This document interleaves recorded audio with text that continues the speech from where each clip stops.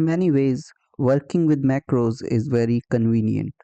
Yes, I did mention some pros and cons, but when it comes to those kind of things, it really comes down to the person using the macros. That do the pros outweigh the cons or do the cons outweigh the pros? But when it comes to using macros, there's something that is rather convenient about them. If you have a Excel macro enabled workbook open on your computer, you will be able to use the macros from that workbook in a standard Excel workbook. And this can be very convenient. So within this workbook here, we should have and you should have the same as well. There are a number of macros exist. So just to view what those are, if I come to the view tab here and come to this macros drop down and click on this view macros, you can see a few of the macros that we have created over the last few tutorials. So these macros can actually be used in other Excel documents. So let's go ahead and give this a go. First of all, get rid of this now. And what I'm going to do is I'm going to open up another Excel file. So here it is. I'll just click on a new workbook and a blank workbook here. So what I will do now is I'll just save this file. So I'll come to File, Save As.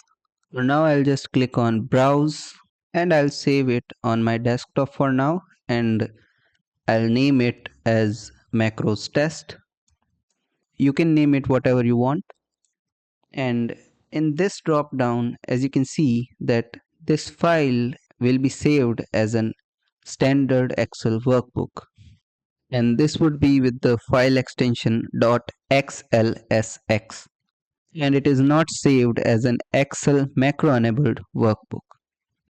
So I'll just select that and now I'll just click save. And now here we are working in a standard Excel workbook. I could create some macros at this point, but if I wanted to close this file down, I would have to convert it into the appropriate file in order to save those macros. But like I said, you can use the macros from other Excel workbooks. You just have to make sure that the other Excel workbook is open. So what we can do is we can just come to the view tab here and then come to this switch windows drop down, and you can see we have two files here, the macros test, which is this workbook here, and the macros in Excel, which is the workbook with macros. Now if I just click on this, it will take me to the macros in Excel workbook. So I don't know if you remember what a few of keyboard shortcuts are, but let's just go for some of these here. Control Shift P, Control Shift A, and Control Shift T. So I'll just remember PAT. And now I'll just come back to the switch windows and come to the other workbook. So I'm just going to put PAT here. So I was bringing in a picture with a keyboard shortcut Control Shift P, and now if I do that, you can see that how that's come in now. So I have my picture here. I can just resize it if I want. And remember that this is a standard Excel workbook and not a macro enabled workbook. And then we have this Control Shift A, which was for the average function. So I'll just put in some random figures here. And now if I use my keyboard shortcut, it will average it out. So I'll use my keyboard shortcut now, Control Shift A, and you can see that we have an average here. And to see if I'm correct or not, I can just select all of these and see here that we have the average 477.2. So you can see how that's worked well. And then if I just use some autofill here to fill in these cells and put the title here, and what I'll do is I'll just delete that, and I'll also delete these cells here. I will also delete these figures here because I don't really need them. And now if I put my cell reference here and use my keyboard shortcut, which was Ctrl Shift T, you can see how all of this formatting is applied. I think you can see that where I'm going with this. You can use macros in a non-macro enabled workbook, and this can be very convenient.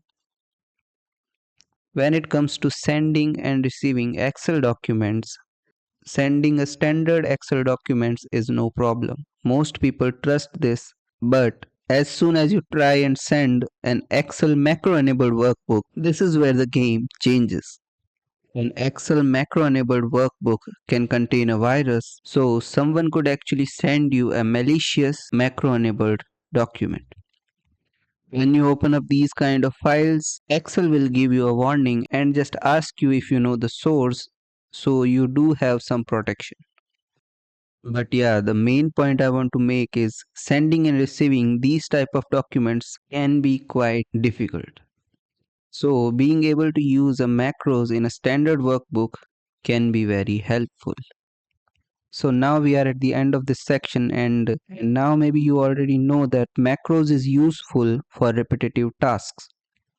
So to use them effectively, you would have to identify tasks that occur frequently and determine if creating a macro for them is worthwhile.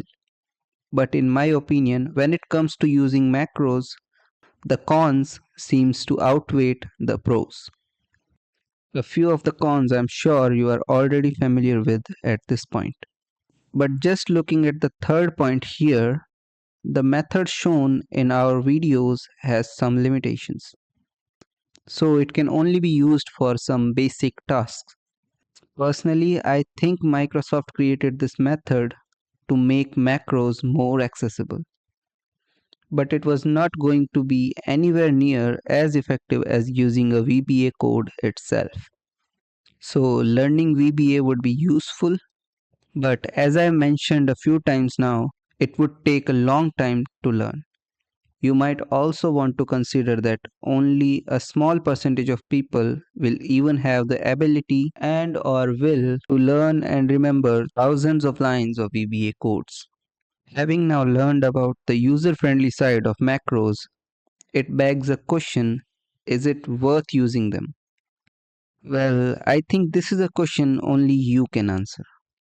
After this video, you will be able to download an 8-page instruction manual on Excel macros. Feel free to download it and print it and use it if needed. So this is all from my side for Excel macros.